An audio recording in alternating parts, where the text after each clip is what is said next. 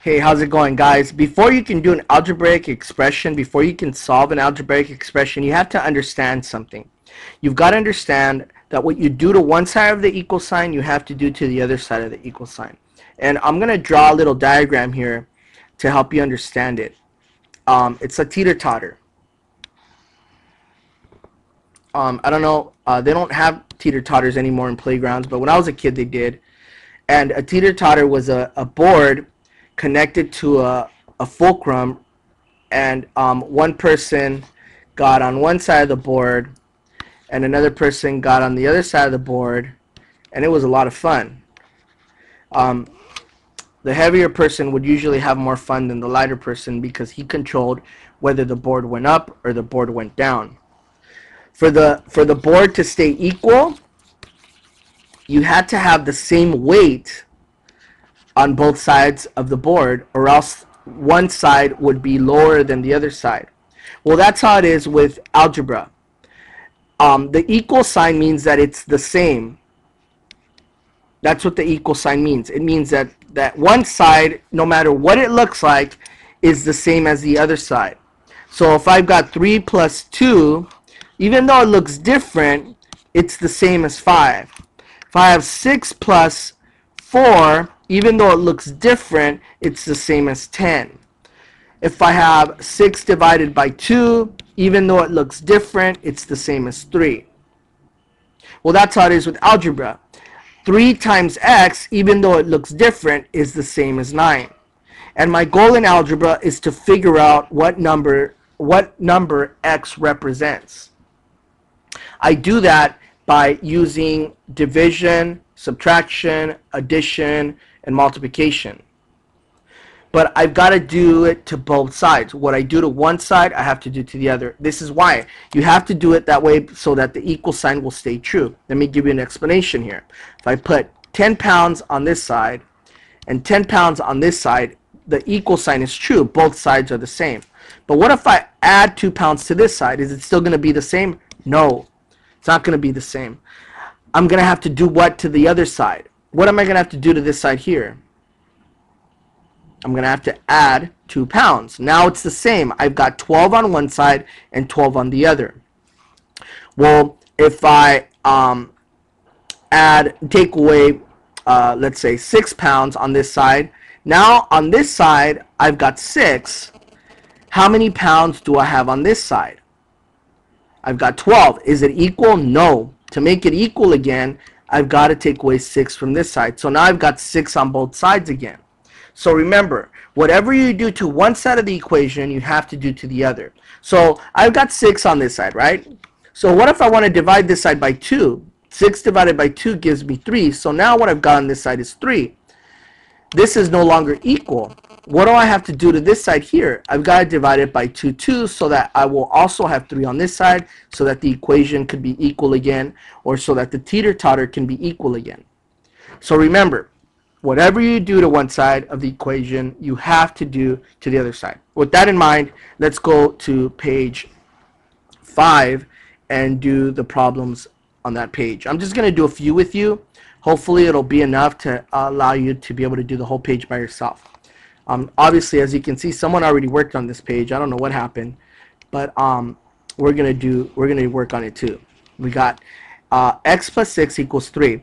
Well, to get rid of the 6, I'm gonna do the inverse operation. I'm gonna do the opposite operation, because the way I get rid of the positive 6 is by subtracting 6.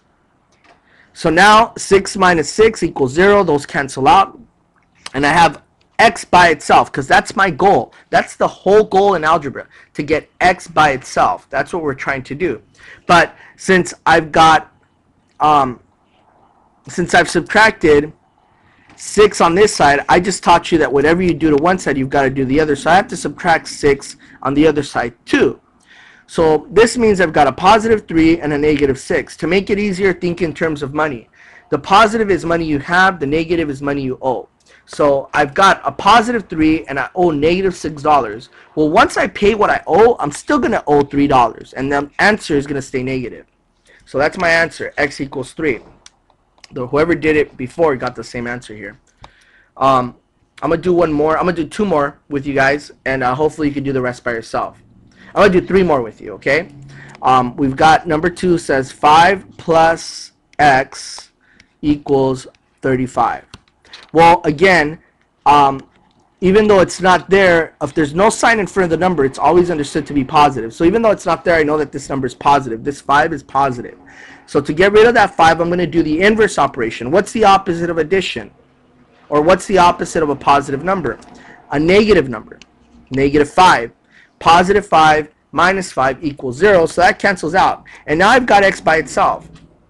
But remember, what I do to one side, I have to do to the other. So if I subtracted this side by negative 5, I've got to subtract this side by negative 5 so that the equation stays equal. So x equals 30. Okay? Here we got 20 equals 4 minus x. 20 equals 4 minus x. So I want to get x by itself. So again, there's no number here. So I know that it's a positive. There's no sign, I mean, here, so I know it's a positive. So I'm going to use the inverse operation, the opposite operation, which is a negative 4. Positive 4 minus 4 equals 0. That cancels out. But what I do to one side, I've got to do the other. So I'm going to subtract this side by 4. And what I'm going to get is 20 minus 4, which is 16, equals a negative x. Well, you can never have a negative x. Well, you can have it, but you don't want a negative x. You want to get rid of that negative. And the way we get rid of that negative is by dividing it by a negative. Because a negative divided by a negative equals a positive. So now we've got a positive x. But it's the same idea. Since I divided this side by a negative, I've got to divide this side by a negative. Positive and a negative divided equals a negative 16. Remember, since there was no sign in front of the 16, it's understood to be positive. So a positive divided by a negative equals 16. X equals negative 16. And that's my answer. Remember, you don't ever want a negative x. If you get a negative x, all you've got to do is divide both sides by a negative. That'll turn your x into a positive, and it will give you the correct sign that you need to have on the other side of the equal sign. Okay, now the last problem I'm going to do here on this page with you is number 8, because it has fractions, and most of you are scared of fractions. This one's not that complicated. Again, I've got x plus 1/3 equals negative 2/3. What I'm going to do here, I've got a positive sign in front of the number, so I'm going to subtract by 1/3. That's going to equal 0. So I've got x by itself on one side. But what I do to one side, I've got to do to the other. So negative 2/3 minus, well, actually I'm going to do this on the top because I'm running out of room. Negative 2/3 minus 1/3. 2 minus 2 and a minus 1 equals negative 3/3. X equals a negative 1. That's my answer. X equals negative 1. And I hope this helps you get your homework done. I've got other videos up. Just make sure you look for them. Whatever page you need help on, I have a video up for it, okay? So just do a search on YouTube for it. I hope you guys have fun.